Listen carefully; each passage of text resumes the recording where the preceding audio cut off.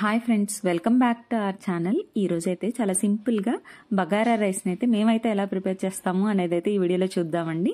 దీని ప్రిపరేషన్ అయితే చాలా సింపుల్. దీని అయితే మనం చికెన్ కర్రీ కాంబినేషన్ తో తిన్నా, అలాగే వెజ్ లో అయితే పనీర్ కర్రీ కానీ మష్రూమ్ కర్రీతో తిన్నా కూడా టేస్ట్ అయితే చాలా బాగుంటుందండి. దీన్ని ప్రిపేర్ చేయడానికైతే మనమైతే ఒక 2 టమాటోలు ముక్కలుగా కట్ చేసుకోవాలి. అలాగే ఒక పెద్ద ఉల్లిపాయను కూడా ముక్కలుగా కట్ చేసుకోవాలి. అలాగే 2-3 పచ్చిమిర్చిని కూడా కట్ చేసుకొని అయితే పక్కన పెట్టేసుకోవాలండి. నెక్స్ట్ అయితే పైన చూపించిన బిర్యానీ దినుసులు కూడా తీసుకొని పక్కన పెట్టేసుకోండి. నెక్స్ట్ అయితే స్టవ్ ఆన్ చేసుకొని బాండీని పెట్టేసుకోవాలి.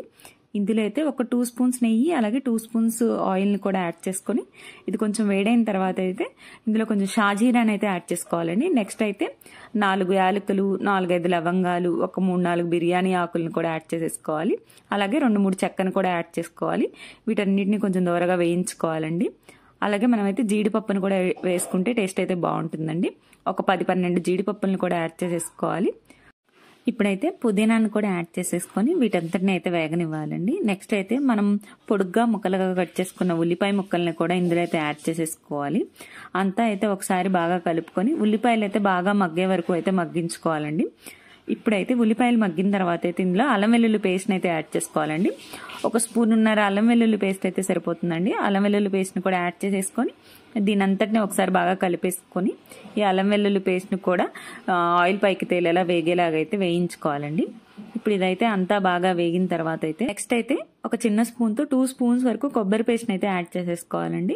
ఈ అల్లం వెల్లుల్లి పేస్ట్ అలాగే కొబ్బరి పేస్ట్ని అయితే సపరేట్గా మనమే ముందుగా మిక్స్ చేసేసి పక్కన పెట్టేసుకోవాలండి.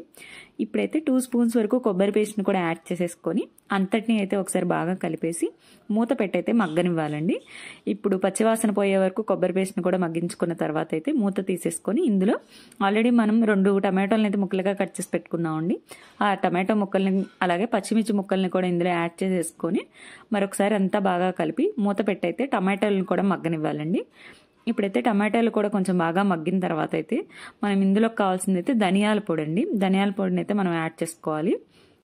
టమాటోలు అయితే మగ్గిన తర్వాత అయితేనండి ఇందులో 1 స్పూన్ వరకు ధనియాల పొడిని అయితే యాడ్ చేసుకోవాలండి. యాడ్ చేసి అంతా అయితే ఒకసారి బాగా కలుపుకున్న తర్వాత ఉప్పునైతే యాడ్ చేసేసుకోవాలండి.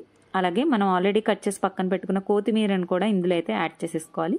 అంతా యాడ్ చేసిన తర్వాత అయితే ఇందులో అయితే వాటర్ని యాడ్ చేసుకోవాలండి.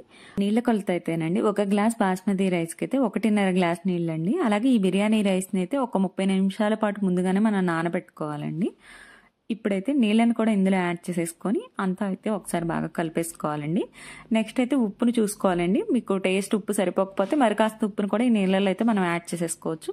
అంతా యాడ్ చేసుకున్న తర్వాత అయితే మనం బిర్యానీ రైస్ని అయితే ఇందులో యాడ్ చేసేసుకోవాలండి. యాడ్ చేసేసి అంతా అయితే ఒకసారి బాగా కలిపేసుకొని అయితే మూత పెట్టయితే ఉడికించుకోవాలండి. మంటనైతే మీడియం ఫ్లేమ్లో ఉంచి ఒక 20-30 నిమిషాలు అయితే ఉడికించుకుంటే సరిపోతుందండి.